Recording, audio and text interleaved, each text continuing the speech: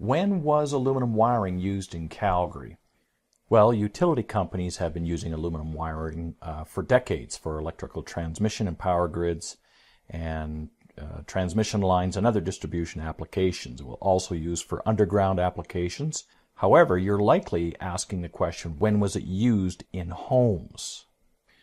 Well, the same time as many other homes in Canada and the United States and probably the world, during the years 1965 to about 1975. And the reason why aluminum wiring was used during that time is because the Vietnam War was driving the prices up of copper because of its consumption of it, that home builders had to find another alternative metal in order to put branch circuitry into the homes that they were building to make it more affordable.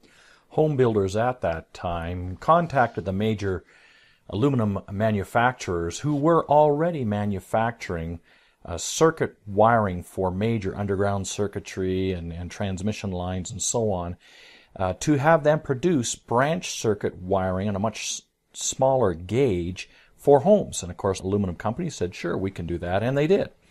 However, they didn't know the problems that would ensue, and it's not so much, and it isn't indeed, the aluminum's problem or fault that fires are happening. It's the handling of the connections to things like light switches and outlets, lights, and so on in the home that are causing the problems. The wrong connectors were used, and now they're causing problems, as they were back in towards the mid-70s when they started homes on fire.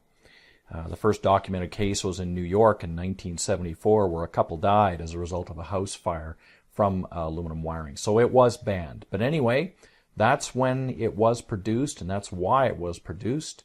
So if you have a home that was built during that time, or perhaps an older home that had renovations done to it during that time, such as a basement renovation or the building of a garage or sunroom or something like that, then there is a very strong possibility you have aluminum wiring.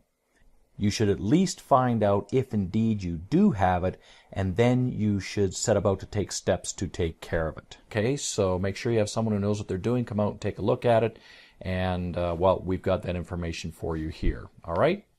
Have a great day. Thanks very much for listening.